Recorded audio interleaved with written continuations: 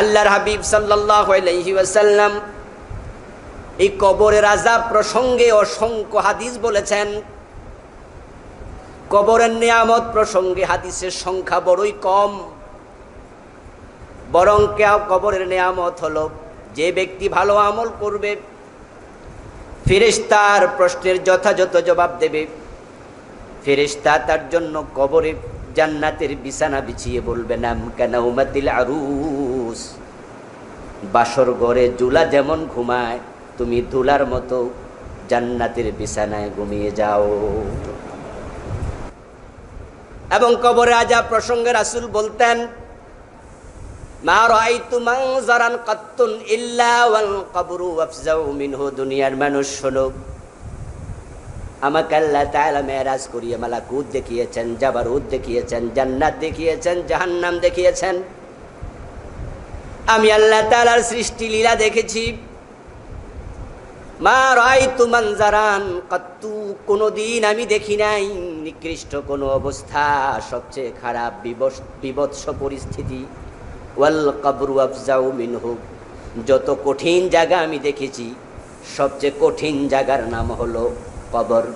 কবরের মতো মারাত্মক কোনো জায়গা আমি নবী মুহাম্মদ দেখি নাই। আমি সব জায়গা দেখেছি, আল্লাহ আমাকে দেখিয়েছেন, কিন্তু আমি কবরকে দেখেছি সবচেয়ে কঠিন জায়গা হিসাবে। ইন্না হাযিহিল উম্মাহ তুবতালা ফি কুবুরিহা ফালাউলা আল্লা তাদাফানু লাদাউতুল্লাহ আন ইউসমিআকুম মিন আযাবিল কবরিল্লাযী ইয়াসমাউ মিনহু। রাওয়াহু মুসলিম।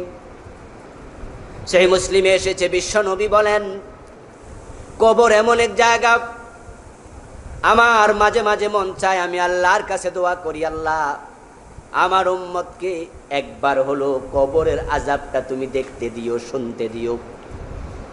কবরে যে আযাব হয়, মানুষ যে চিৎকার দেয়, মানুষ এবং জিন ব্যতীত অন্য মাখলুক শুনতে পায়। রাসূল বলেন, আমি নিজেও কবরের উপর থেকে শুনতে পাই তাদের চিৎকার। আমি কবরের পাশে দাঁড়ালে দেখতে পাই তাদের অবস্থা। মাঝে মাঝে আমার মনে চায় আল্লাহর কাছে বলি, আমার সব উম্মতকে জীবনে একবার হলো কবরের আযাবটা আগে দেখায়া দাও, তাহলে তারা এত দুনিয়ামুখী হতো না, জুলুম করতো না, হারাম খেত না। ওই কবরের দৃশ্য দেখে তারা থেমে যেত। কিন্তু এই দোয়া আমি করি না, কারণ আমার আশঙ্কা হয় কবরের আযাব যদি তোমরা দেখতে, তাহলে তোমাদের আপনজনকে তোমরা আর কবর দিতে না। তোমরা তোমাদের মা, তোমাদের বাবা, আপনজন, প্রিয়জনকে কবরে দেয়ার ব্যাপারে তোমরা শঙ্কিত হতে, কবরে দেয়ার ব্যাপারে কুণ্ঠিত হতে। এজন্য আমি দোয়াটা করি না। না, আমি চাই মানুষ যেন একবার হলো কবরের আযাব নিজের চোখে দেখে। রাসূল সাল্লাল্লাহু আলাইহি ওয়াসাল্লাম কবরের আযাব প্রসঙ্গে যখন আলোচনা করতেন, সাহাবায়ে কেরাম চিৎকার দেয়া শুরু করে দিত। আবু বকর রাদিয়াল্লাহু তাআলা আনহুর মেয়ে মা আয়েশার বড় বোন হযরত আসমা বিনতে আবি বকর সিদ্দিক রাদিয়াল্লাহু তাআলা আনহা বলেন, কোন এক জুমার দিন রাসূল সাল্লাল্লাহু আলাইহি ওয়াসাল্লাম আলোচনা করার জন্য, খুতবা দেওয়ার জন্য মিম্বারে দাঁড়ালেন। ফাযাকারা ফিতনাতাল কবর, এবং তিনি সেই দিনের আলোচনার বিষয়বস্তু কবরের আযাব প্রসঙ্গে আলোচনা রাখতে শুরু করলেন। ওই জুমার আলোচনা আল্লাহর হাবিব যখন কবর প্রসঙ্গে আলোচনা শুরু করলেন, মানুষগুলো কবরে কি কি বিপদে পড়তে পারে এ প্রসঙ্গে যখন আলোচনা শুরু করলেন, হযরত আসমা বলেন, দাজ্জাল মুসলিমুনা দাজ্জাতান হালাত বাইনি ওয়া বাইনা আফহামা কালাম রাসূলিল্লাহি সাল্লাল্লাহু আলাইহি ওয়াসাল্লাম। সাহাবায়ে কেরাম এত জোরে চিৎকার দিয়ে কাঁদতে শুরু করে দিলেন। আমরা মহিলারা পিছনের কাতারে ছিলাম। সাহাবায়ে কেরামের চিৎকারের কারণে বিশ্বনবীর কথা আমাদের কান পর্যন্ত আর আসে নাই। সাহাবায়ে কেরাম কবরের আলোচনা শুনে চিৎকার দিতে থাকলেন। তাদের আওয়াজের কারণে পিছনে মহিলারা রাসূলের বক্তৃতা শুনতে পায় নাই। হযরত উসমান ইবনে আফফান রাদিয়াল্লাহু তাআলা আনহুর গোলাম, যাকে তিনি আজাদ করেছিলেন, তার নাম ছিল হানি। عن هاني مولى عثمان رضي الله تعالى عنه أنه قال إن عثمان بن عفان لما وقف على القبر بكى حتى يبل لحيته হযরত হানি বলেন, আমি উনার গোলাম ছিলাম, তার সাথে অসংখ্য সফরে গিয়েছি, কতদিন সময় দিয়েছি।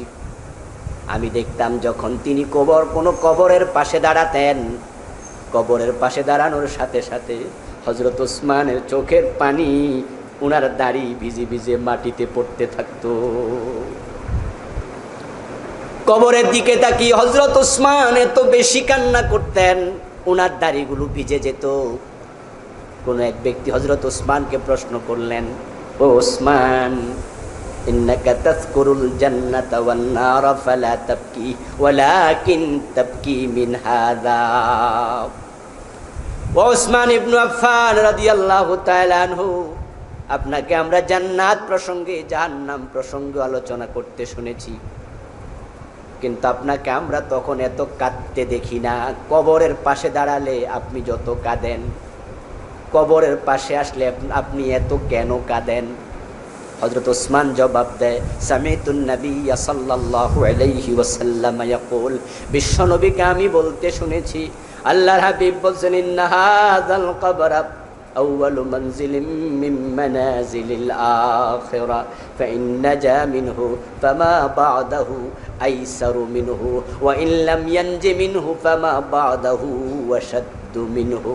হযরত ওসমান বলেন, বিশ্বনবী বলেছেন, কবর হলো আখিরাতের যত ঘাঁটি আছে, সব ঘাঁটির মাঝে এক নাম্বার ঘাঁটি। যে ব্যক্তি কবরে ধরা পড়ে যায়, পরে আর কোথাও ছাড়া পাবে না। আর যে ব্যক্তি কবরে ছাড়া পায়, কোথাও আর ধরা খাবে না। আমি ওসমান জানি না কবর আমার সাথে কি ব্যবহার করে। অথচ হযরত ওসমান ইবনে আফফান তিনি ছিলেন জান্নাতি প্রথম 10 জনের একজন। হযরত ওসমান ছিলেন ইসলামের তৃতীয় খলিফা। হযরত ওসমান রাসূলের অত্যন্ত প্রিয়জন, যাকে যুন্নুরাইন বলা হয়, বিশ্ব নবীর 2 কন্যার স্বামী। যখন হযরত রুকাইয়া রাদিয়াল্লাহু তাআলা আনহা ইন্তেকাল করলেন, বিশ্ব নবীর মেয়ে, হযরত ওসমানের কাছে রাসূল উম্মে কুলসুমকেও বিয়ে দিলেন। কেমন পছন্দ করতেন! হযরত উম্মে কুলসুম রাদিয়াল্লাহু তাআলা আনহা যখন ইন্তেকাল করলেন, বিশ্ব নবী হযরত ওসমানকে লক্ষ্য করে বলেন, ওসমান, আমার যদি অবিবাহিতা আর একটা মেয়ে থাকতো, আমি সেটাও তোমার কাছে বিয়ে দিতাম। তাবুকের যুদ্ধে আল্লাহর হাবিব ঘোষণা করেছিলেন যে যা পারো বেশি করে দান করো। সেদিন সাহাবায়ে কেরাম সবচেয়ে বেশি দান করেছিলেন। হযরত ওসমান রাদিয়াল্লাহু তাআলা আনহু যে পরিমাণ দান সেদিন করেছিলেন, ওই পরিমাণ দান আর কেউ করে নাই। 19.5 কিলো রূপা দিরহাম তিনি একা দিয়েছেন, 8 কিলো স্বর্ণ তিনি একা দিয়েছেন, 1000 ঘোড়া দিয়েছেন, এবং তিনি ওট দিয়েছেন অসংখ্য। একা এত বেশি দান করেছিলেন। বিশ্বনবী হযরত ওসমানের ওই দিনারের ভিতরে 1 হাত ঢুকাইয়া দিলেন, দিরহামের ভিতরে আরেকটি হাত ঢুকাইয়া দিলেন। ঢুকাইয়া দিয়া নাড়াচাড়া করছেন আর বলছেন, আজকের এই দিন ইসলামের জন্য আমার ওসমান এত বেশি দান করেছে, আজকের পরে আল্লাহ ওসমানের উপর আর কখনো অসন্তুষ্ট হবেন না। ওসমান এমন এক ব্যক্তি, এত সুসংবাদ প্রাপ্ত হওয়ার পরেও কবরের সামনে এসে কাঁদতে শুরু করতেন। আর আমাদের কি খবর? বরং আমরা কবর দেখি, কিন্তু নিজের মৃত্যুর কথা মনে হয় না। কবর দেখা আমাদের চোখে পানি আসে না, আমাদের দিল শক্ত হয়ে গেছে। আমরা ভাবি না এই কবরের সাথে আমার দূরত্ব বড়ই কম, বড়ই কম, বড়ই কম। গত পরশুদিন দেবিদ্বারে ছিলাম। আসরের টাইমে কানে আওয়াজ আসলো, অমুক মারা গেছে। ওই লোক আমার পরিচিত ছিলেন, তাই জানাজা পড়ার জন্য চলে গেলাম। মাগরিবের আগে জানাজা হয়ে গেল। মারা গেছে দুপুর বেলায়, মাইকিং হলো জোহরের শেষ দিকে, আসরের টাইমে। জিজ্ঞাসা করলাম কিভাবে মারা গেলেন? বললেন সকাল 8:30টায় অসুস্থতা বোধ করেছেন, হাসপাতাল যেতে চায় না, জোর করে হাসপাতাল নিয়েছে, হাসপাতালে পৌঁছার সাথে সাথে নাই। সকাল 8:30টায় জীবিত, মাগরিবের আগে মাটির নিচে। হযরত ইবনে ওমর যে বলছিলেন ইজা আসবাহতা ফালা তানতাজারিল মাসা, গত জুমায় বলেছিলাম হাদিসটা সহিহ বুখারীর হাদিস, ইজা আসবাহতা ফালা তানতাজিরিল মাসা। আব্দুল্লাহ ইবনে ওমর কানা ইয়াকুল, তিনি প্রায়শই বলতেন, তুমি সকালবেলা ঘুম থেকে উঠেছো, সন্ধ্যার জন্য অপেক্ষা করো না, হতে পারে সন্ধ্যা হবে কিন্তু তুমি নেই। কবরের সাথে আমাদের দূরত্ব বড়ই কম, এই জন্য কবরের ব্যাপারে সবচেয়ে বেশি সাবধান হওয়া উচিত। কবর আমল ছাড়া কিছুই বোঝে না, আমল ছাড়া কবর কিছুই বোঝে না। রাসূল সাল্লাল্লাহু আলাইহি ওয়াসাল্লামের একজন প্রখ্যাত সাহাবী, ওনার নাম ছিল হযরত সাদ বিন মুআজ। উনি ছিলেন আনসারী, আনসার সাহাবীদের লিডার, মদিনার নেতা, রাসূল সাল্লাল্লাহু আলাইহি ওয়াসাল্লামের খুব প্রিয়ভাজন ব্যক্তি। যখন খন্দকের যুদ্ধ হলো, ওই যুদ্ধে সাদ বিন মুআজ রাদিয়াল্লাহু তাআলা আনহু আহত হয়েছিলেন। খন্দকের ওই পাশ থেকে কাফেররা তীর মেরেছিল, ওই তীর এসে উনার পায়ের মাঝে বিদ্ধ হয়েছে। তীর যখন টেনে বের করা হয় তখন মাংস শুদ্ধ বের হয়। হযরত সাদ বিন মুআজের পায়ের রক কেটে গেছে, রক্তক্ষরণ হচ্ছিল, ধরে তাঁবুর ভিতরে ঢুকানো হলো। ওনার পায়ের রক্ত বের হয়ে তাঁবু ভিজে, তাঁবুর বাহিরে রক্ত চলে গেল। রক্ত বের করার বন্ধ করার মতো আজকের এই দিনের মতো উপকরণ ছিল না। অতিরিক্ত ব্লিডিং এর কারণে হযরত সাদ মারা যাবেন সবাই ধারণা করল। সাদ বিন মুআজ ভাবলেন বাঁচার কথা নয়, ইতোমধ্যে যুদ্ধ শেষ, ওনাকে মদিনায় ফিরিয়ে আনা হলো। মদিনা আসার পরেই সাদ বিন মুআজের কানে খবর এসেছে বনু কুরাইজার ইহুদিরা বিশ্বাসঘাতকতা করেছে, তাই বিশ্ব নবী আল্লাহর নির্দেশে তাদেরকে অ্যাটাক করেছেন। হযরত সাদ বিন মুআজ এই খবর শুনেই আল্লাহর কাছে দোয়া করলেন, আল্লাহ আমার তো বাঁচার সম্ভাবনা নাই, যেভাবে রক্তক্ষরণ হচ্ছে, তবে আমি বনু কুরাইজার বিচারটা নিজের চোখে দেখে তারপরে মরতে চাই। এ দোয়া করার সাথে সাথে রক্তক্ষরণ বন্ধ হয়ে গেল। কয়েকদিন লাগাতার বনু কুরাইজা অ্যাটাক ছিল। এক পর্যায়ে বনু কুরাইজার ইহুদিরা আত্মসমর্পণ করেছে বিশ্ব নবীর কাছে। তারা প্রস্তাব পাঠিয়েছে, ঠিক আছে আমরা আপনার বিচার মেনে নেব, তবে একটি শর্তে, সেটা হলো এই বিচারটা আমরা সাদ বিন মুআজের মুখ থেকে ফয়সালার রায়টা শুনতে চাই। ওই ফয়সালাকারী সাদ বিন মুআজ হলে আমাদের আপত্তি নাই। কারণ জাহিলিয়াতের যুগে বনু কুরাইজার সাথে হযরত সাদ বিন মুআজের সখ্যতা ছিল, বন্ধুত্ব ছিল। আজকে তিনি মুসলমানদের লিডার, তাই ইহুদিরা মনে করছে যদি হযরত সাদ বিন মুআজ বিচার করেন, বিচারটা তাদের পক্ষে একটুকু হলেও যেতে পারে, একটু করুণা তিনি হয়তো করবেন। রাসূল সাল্লাল্লাহু আলাইহি ওয়াসাল্লাম বললেন, সাদের বিচারের ব্যাপারে আমিও একমত। লোক পাঠায়া দিলেন, সাদকে নিয়ে আস।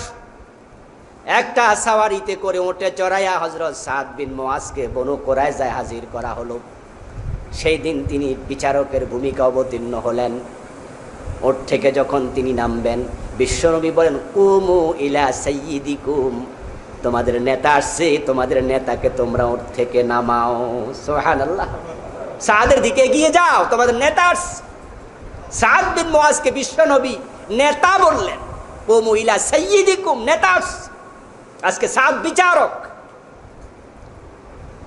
আমরা হলাম বাদী, নবী মুহাম্মদ বাদী, কুরাইজার লোকেরা বিবাদী, সাদ আজকে বিচারক। হযরত সাদ বিন মুআজ বিচার করলেন। তথ্য প্রমাণের ভিত্তিতে সাব্যস্ত হলো বনু কুরাইজার লোকেরা বিশ্বাসঘাতকতা করেছে। তারা মক্কার লোকদেরকে চিঠি লিখেছিল, তোমরা মক্কা থেকে এসে আক্রমণ করো, যখন তোমাদের সাথে তারা মোকাবেলা করবে, মুহাম্মদ তার উম্মতদেরকে নিয়ে, আমরা বনু কুরাইজার লোকেরা পিছন দিয়া তাদেরকে আক্রমণ করব, তারা মাঝখানে পড়বে, শেষ হয়ে যাবে। কিন্তু রাখে আল্লাহ, মারেকে তাদের এই গোপনীয়তা ফাঁস হয়ে গেল।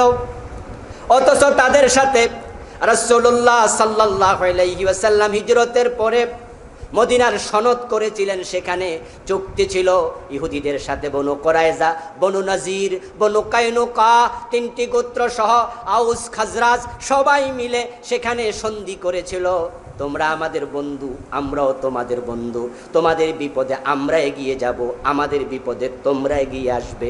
কিন্তু কুরাইজা আজকে সে সন্ধি লঙ্ঘন করেছে, গোপনে গোপনে মুসলমানের সাথে বিশ্বাসঘাতকতা করেছে। তাই হযরত সাদ বিন মুআজ বললেন, যারা বিশ্বাসঘাতকতা করেছে, পুরুষ মানুষ, হাতে তলোয়ার নিত, তলোয়ারের শান দিয়েছে, আমাদের বিরুদ্ধে এত বড় বিশ্বাসঘাতকতা যারা করছে তাদের ক্ষমা নাই। তাদের যুবকদেরকে হত্যা করা হবে, মহিলাদেরকে, বাচ্চাদেরকে দাসদাসী বানানো হবে। রায় ঘোষণার সাথে সাথে বনু কুরাইজার লোকেরা চিৎকার দিতে শুরু করলো। তারা বলল, সাদ, তুমি আমাদের প্রতি কোনো করুণা করলা না। সাদ বিন মুআজ বললেন, তোমরাও তো মুসলমানের সাথে করুণার আচরণ করো নাই। আল্লাহর হাবিব সাদ বিন মুআজকে জড়ায়া ধরে বললেন, সাদ, এত চমৎকার ফয়সালা তুমি কেমনে দিলা?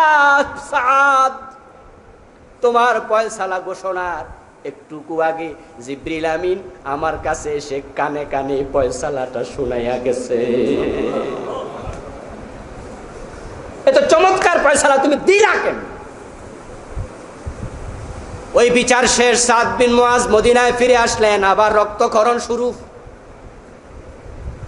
এক দুই দিন, কয়েকদিনের ব্যবধানে সাদ বিন মুআজ শহীদ হয়ে গেলেন। হযরত সাদ বিন মুআজ রাদিয়াল্লাহু তাআলা আনহুর ইন্তেকালের পরে রাসূল সাল্লাল্লাহু আলাইহি ওয়াসাল্লাম সাহাবায়ে কেরামকে লক্ষ্য করে বলেন, হাদা সাদুন তাহাররাকা লাহুল আরশ ওয়া ফুতিহাত লাহু আবওয়াবুস সামা। আমার সাদ ইন্তেকাল করেছে, তো সাদের লাশ। রাসূল লাশের দিকে ইঙ্গিত করে বলেন, আমার সাদের মৃত্যুতে আল্লাহর আরশ কাঁপতে শুরু করেছে।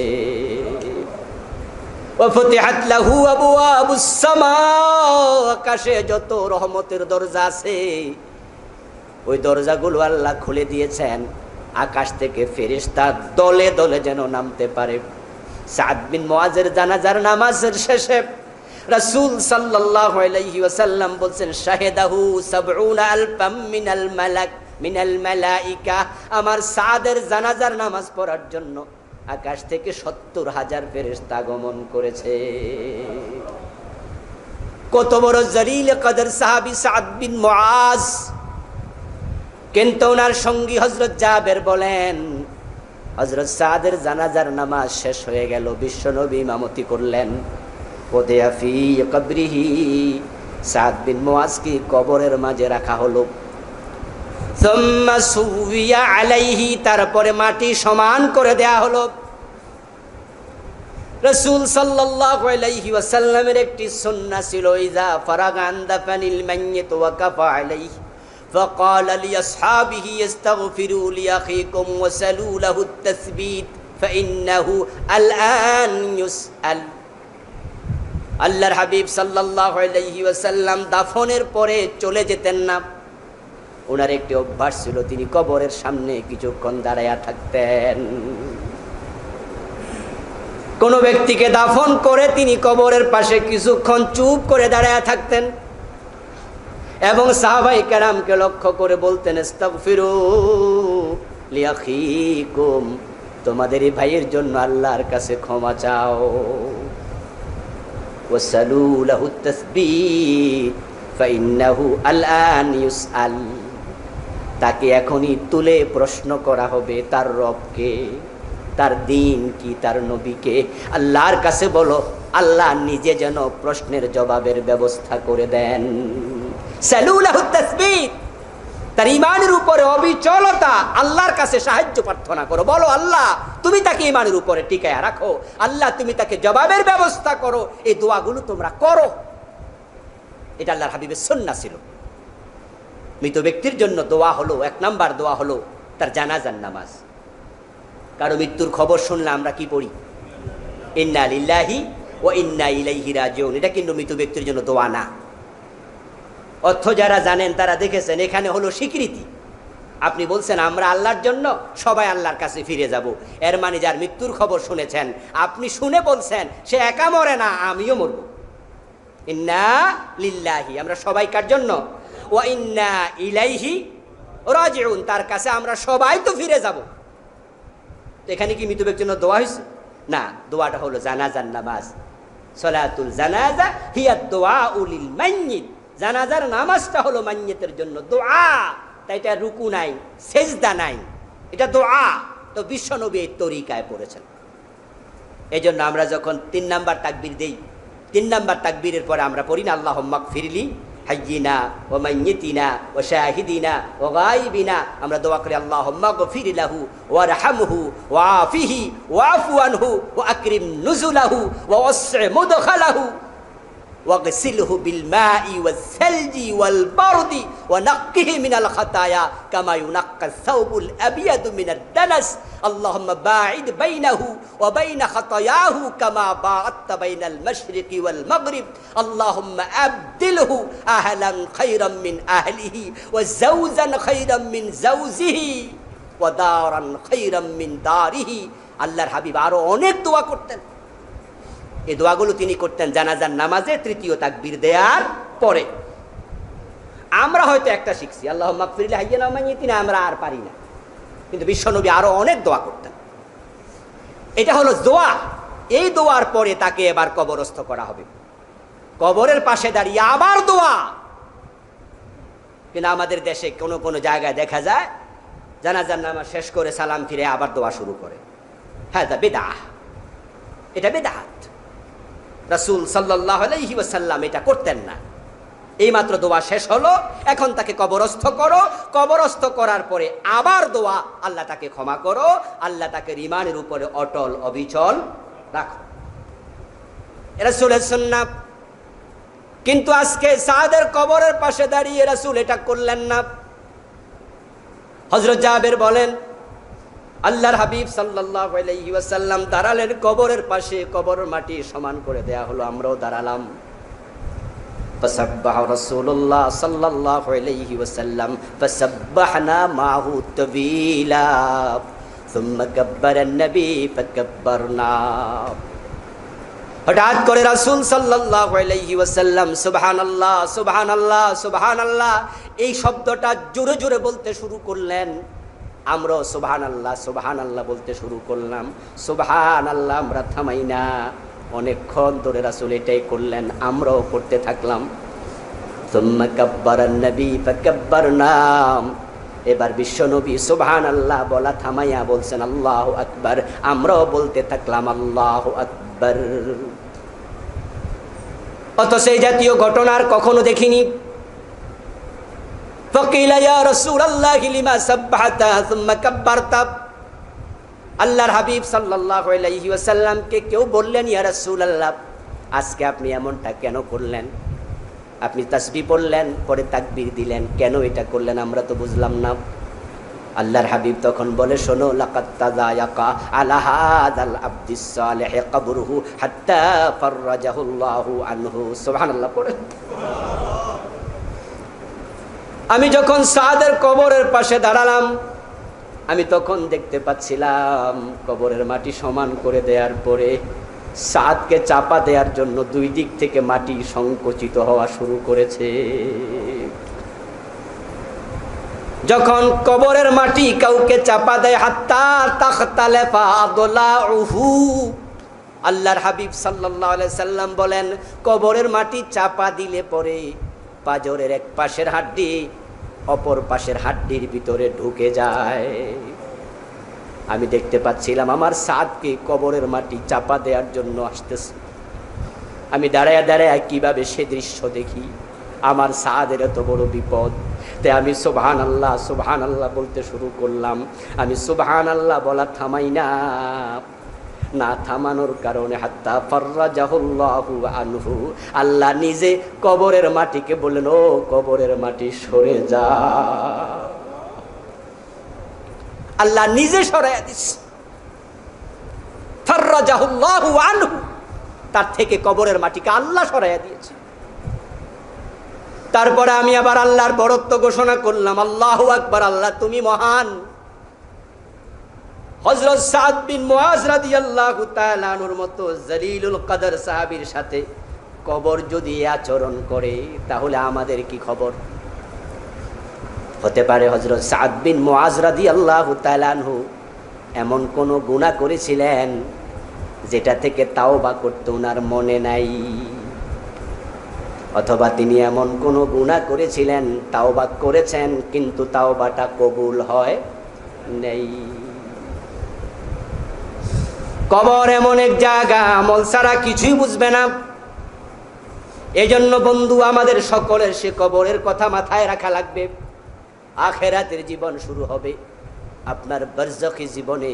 মৃত্যুর পর যদি কবরস্থ কম সময়ের ভিতরে করা হয় তাহলে কবরে রাখলেই সওয়াল জবাব শুরু হয়ে যাবে। আর যদি কবরস্থ করা হয় পরে, তাহলে রূহের সাথে আল্লাহর মুআমালা শুরু হয়ে যাবে।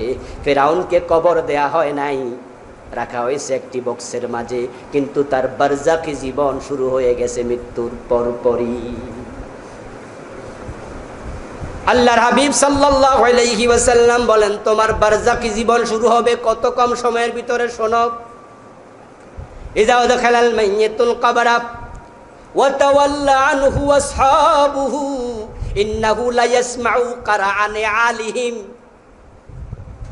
কবরে ব্যক্তিকে রাখার পরে কবরের মাটি সমান করে দিয়ে আপনজন যখন কবর থেকে সরে যায়, বাড়ির দিকে রওনা দেয়, আল্লাহর রাসূল সাল্লাল্লাহু আলাইহি ওয়াসাল্লাম বলেন, এত কম সময়ের ভিতরে তোমাকে তুলে বসানো হবে, তোমাকে জাগিয়ে দেয়া হবে, রূহটা দেহের সাথে অ্যাটাচ করে দেয়া হবে। আপনজনেরা যাচ্ছে, তুমি জাগ্রত হয়ে তাদের জুতার আওয়াজ নিজের কানে শুনতে পাবে। আন্নাহু লা ইয়াসমাউ, আন্নাহ নিশ্চয়ই, লা ইয়াসমাউ লামে তাকিদ, অবশ্যই সে নিজের কানে শুনবে তারা যাচ্ছে, জুতার আওয়াজ হচ্ছে। অল্প সময়ের ভিতর আতাহু মালাকান আসওয়াদান আজরাকান। রাসূলুল্লাহ সাল্লাল্লাহু আলাইহি ওয়াসাল্লাম বলেন, দেরি নয়, সামান্য সময়ের ব্যবধানে দুজন ফেরেশতা আল্লাহ পাঠায়া দেবেন। আসওয়াদান, তাদের দৈহিক আকৃতি বড়ই কালো, নিকষ কালো। আজরাকান, দুইজনের চোখ হবে নীল বর্ণের, কালো মানুষ, কালো আকৃতি, নীল বর্ণের চেহারা, চোখ দেখতে লাগবে বিদকুটে। নাম একজনের মুনকার, আরেকজনের নাম হলো নাকির। মুনকার নাকির শব্দের অর্থই হলো চির অপরিচিত, যাদের সাথে আমাদের জীবনে কখনো দেখা হয়নি।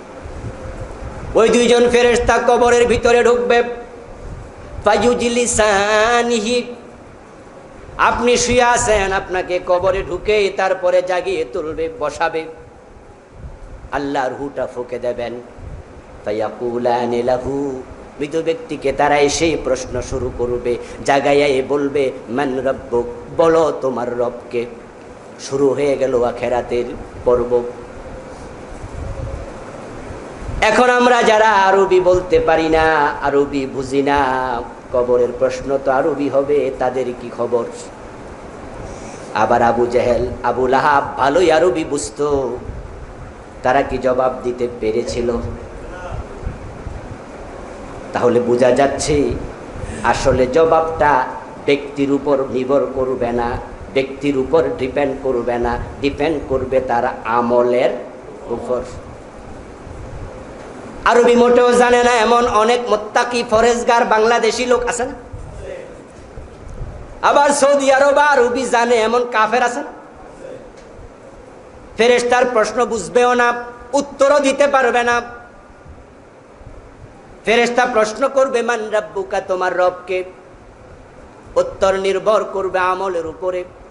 যার আমল ভালো সে উত্তর দিতে পারবে, যার আমল ভালো নয় সে উত্তর দিতে পারবে না।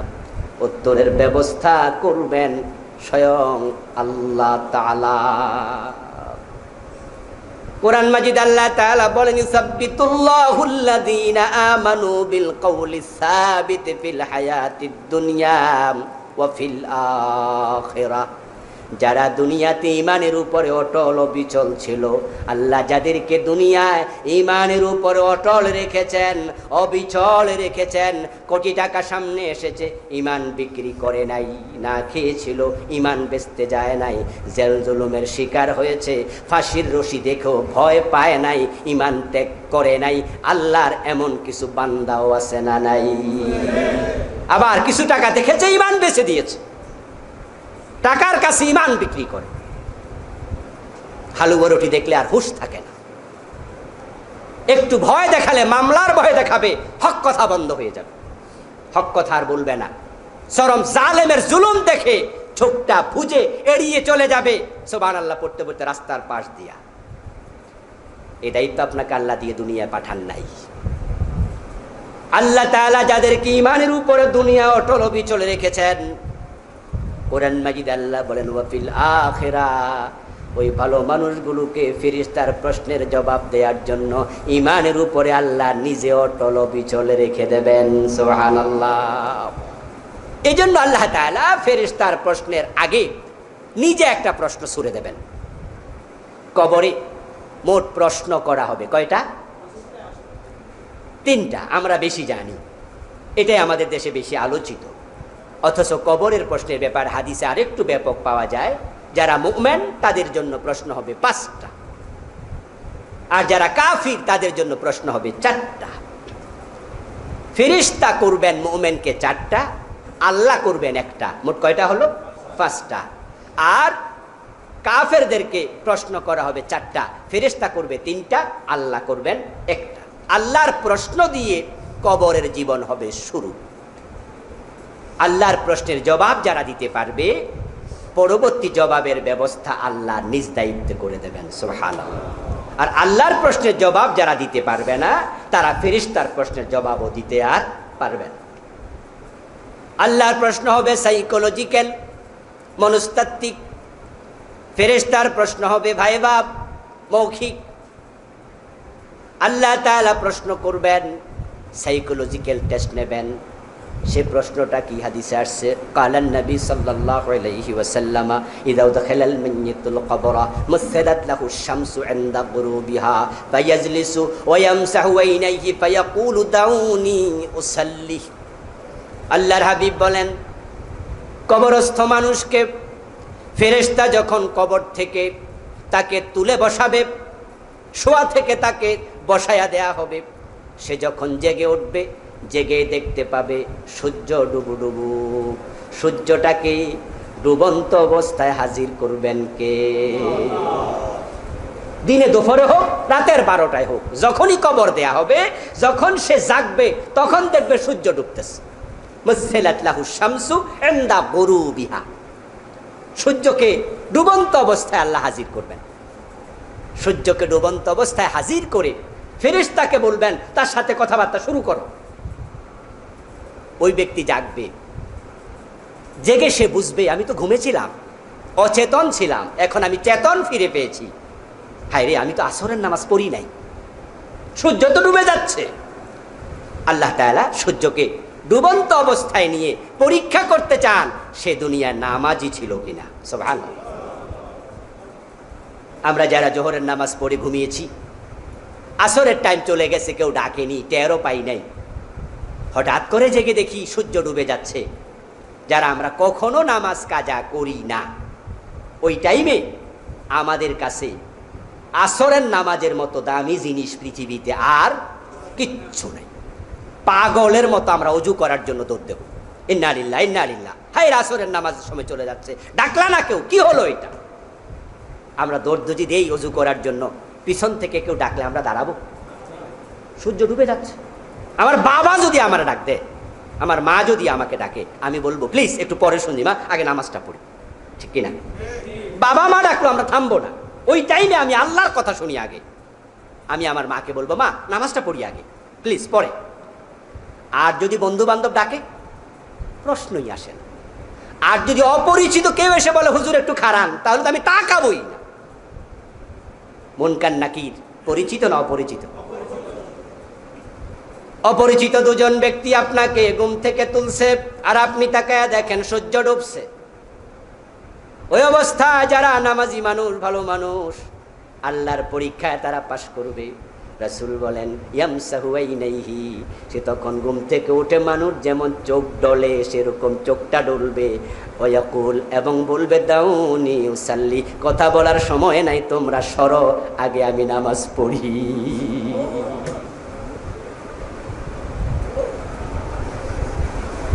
কবরের প্রথম প্রশ্ন নামাজ, যেটা আল্লাহ নিজে করবেন। হাসরের ময়দান আল্লাহ তাআলা যখন আসবেন, মানুষ দেখবে প্রথম প্রশ্ন নামাজ, দেখে সেজদায় পড়ে যাবে।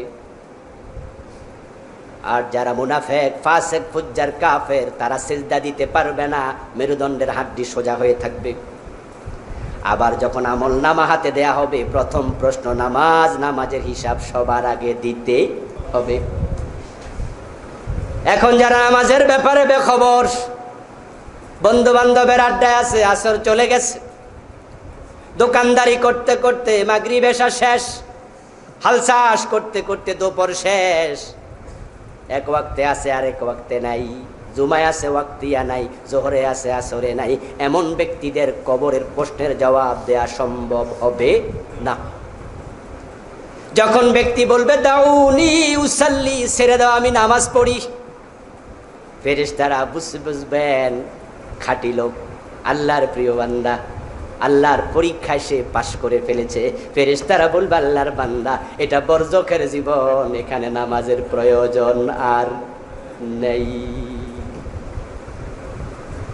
তুমি আবার বসো, ধীরস্থির হও, শান্ত হও, এটা বরজখী হায়াত, নামাজ আর লাগবে না।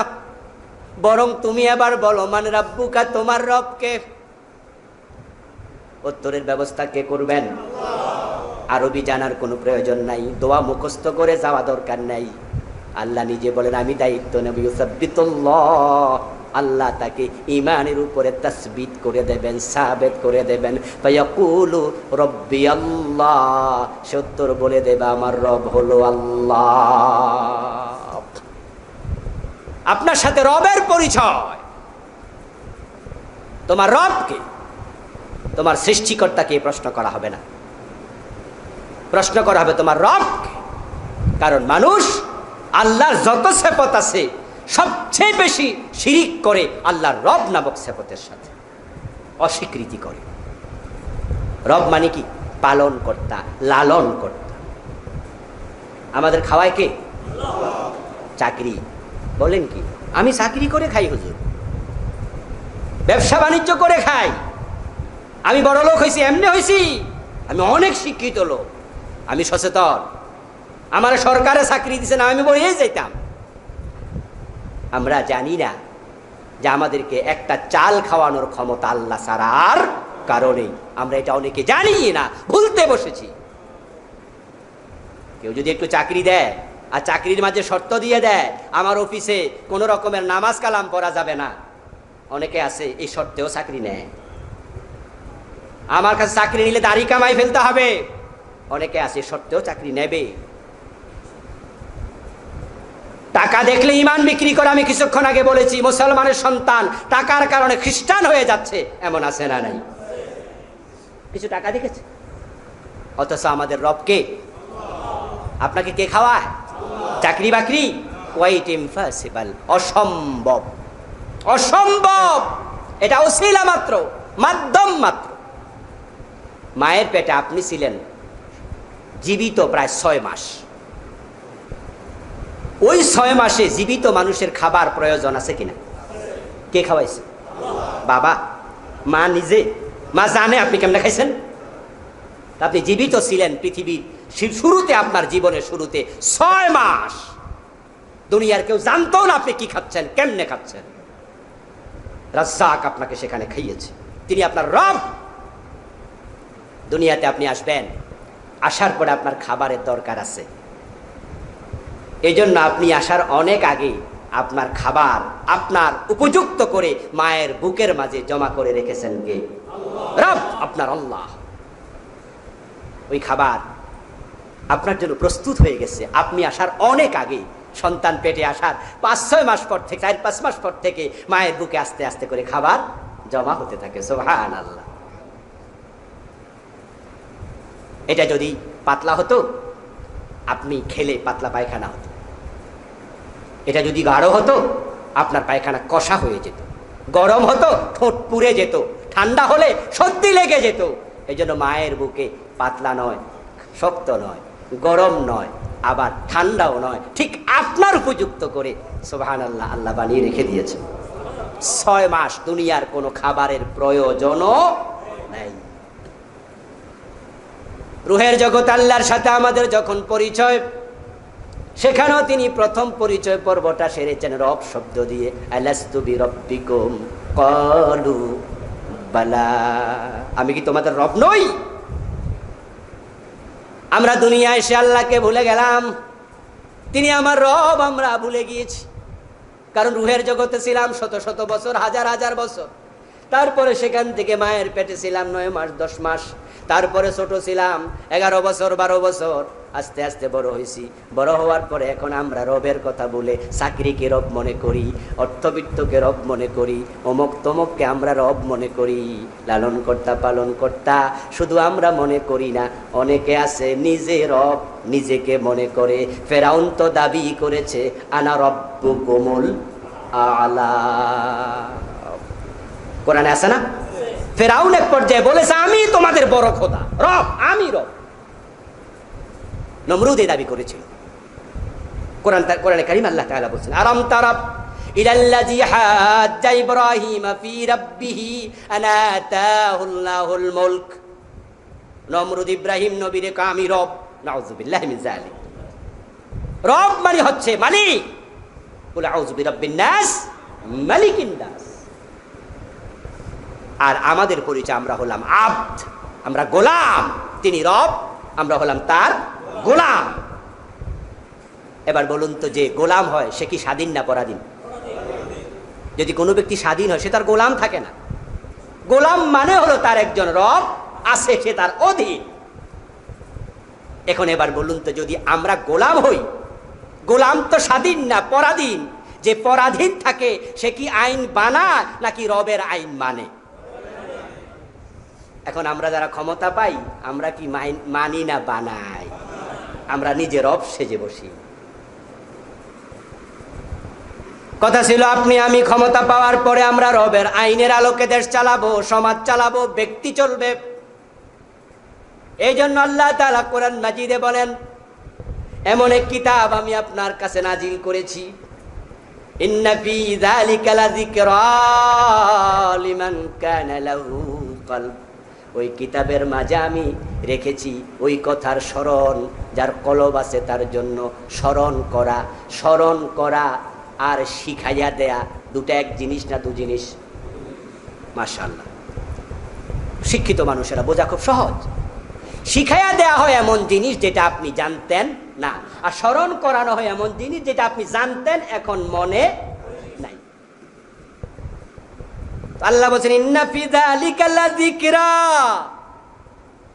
আমি কোরআনের মাঝে তোমাদের স্মরণ করাইয়া দিচ্ছি। তোমরা আজকে ভুলে গেছো কি স্মরণ করাইছি? ওই যে আলাস্তু বিরব্বিকুম ক্বালু বালা। তোমরা যে বলে আসছিলা তোমরা রব না, তোমরা রবের গোলাম, আমি রব, তোমরা মাঝখানে এটা ভুলে গেছো। তাই কোরআনের মাঝে আমি স্মরণ করিয়ে দিচ্ছি। তাই তো কোরআন মাজিদে আল্লাহ নিজের পরিচয় যখন দিচ্ছেন সূরা ফাতিহাতে প্রথম আয়াতে, সেখানে আল্লাহ বলছেন আলহামদুলিল্লাহি রাব্বিল আলামিন। প্রশংসা সেই আল্লাহর যে আল্লাহ রব। তোমরা তো ভুলে গেছো।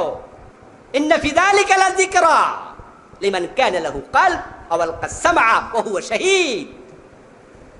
আল্লাহ বলেন আমি স্মরণ করিয়ে দিলাম কোরআনের মাধ্যমে, আমি তোমাদের রব ছিলাম। এখন তুমি মরে গেছো, কবরে আছো তো, তাহলে প্রথম প্রশ্ন মান রাব্বুকা, বলো দেখি তুমি আসলে কাকে রব মানতা? কত ইম্পর্টেন্ট প্রশ্ন, যে একটা প্রশ্নের উপর ডিপেন্ড করবে দ্বিতীয় প্রশ্নের জবাব, এটার উপর ডিপেন্ড করবে তৃতীয় প্রশ্নের জবাব, এর উপর ডিপেন্ড করবে চতুর্থ প্রশ্নের জবাব, আর সবগুলো ডিপেন্ড করেছে 1 নম্বর প্রশ্নের জবাবের উপর। এখন আমরা রব ভুলে গিয়েছি। ইনশাআল্লাহ আমরা এখান থেকে পরবর্তী জুমা আলোচনা করব, আল্লাহ যদি তৌফিক দান করে ইনশাআল্লাহ।